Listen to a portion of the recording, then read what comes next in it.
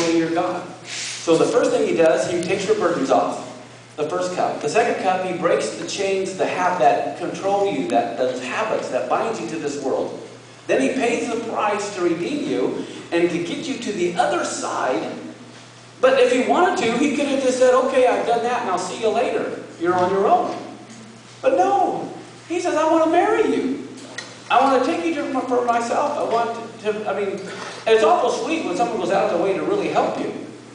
But then to think they want to have a relationship with you as well, that's just incredible.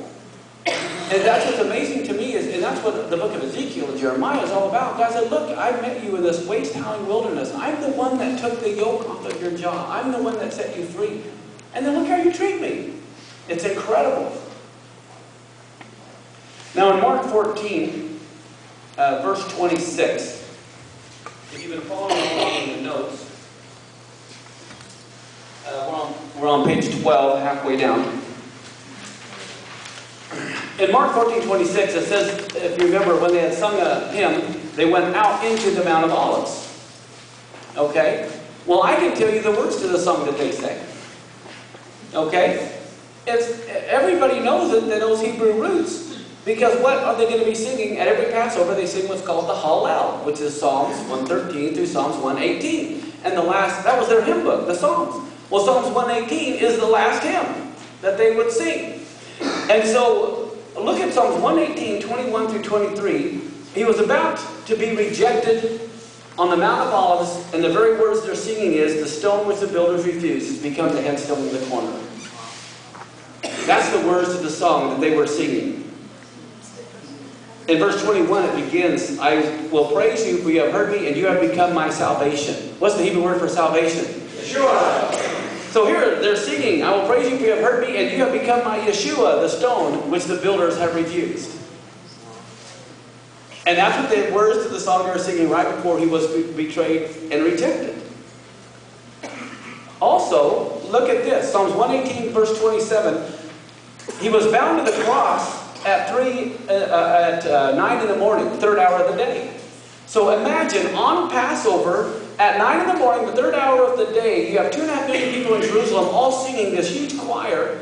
At the same moment, they're binding the sacrifice to the cords of the altar, the high priest is. They're binding Yeshua to the cross, and he's hearing these loud voices singing, God is the Lord which has showed us light, bind the sacrifice with cords even to the horns of the altar. That's the very words they're singing while they're binding Yeshua to the cross.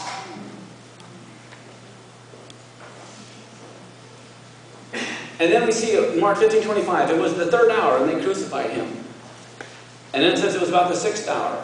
That's about noon. And there was darkness over all the earth until the 9th hour. That's 3 in the afternoon. That's the time of the evening sacrifice. And so at the time of the evening sacrifice, the high priest slew the Passover lamb, and that's when Yeshua as the Passover lamb died. Do you see the intricate details of the dress rehearsal they have been going through for thousands of years?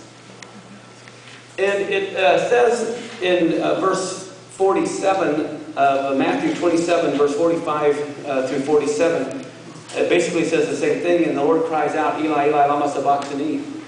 That is to say, my God, why have you forsaken me? And some of them stood there when they heard that. They said, this man calls for Elijah. And this reminds me of another thing. I just kind of bring things up as it comes to mind. There's always a big debate on where the Lord died and where the Lord was buried. Personally, and I could be wrong, I'm not making that this is adamant, but I believe that bridge from the Mount of Olives over to the Temple Mount, that is where the high priest would always go to take the 2 goats out to the wilderness, okay, on the Yom Kippur. But also, the red heifer was on the Mount of Olives at the other side of that bridge. And the red heifer symbolized atonement. And I believe the Lord died on the Mount of Olives, okay, fulfilling the ashes of the red heifer. The Mount of Olives, if you know, was the cemetery. Okay? It's the valley of the shadow of death. And here the Messiah is looking directly into his Father's face, saying, why have you forsaken me? If you remember, the centurion saw the veil being rent. You can't see the veil being rent on the back side of the temple. Okay?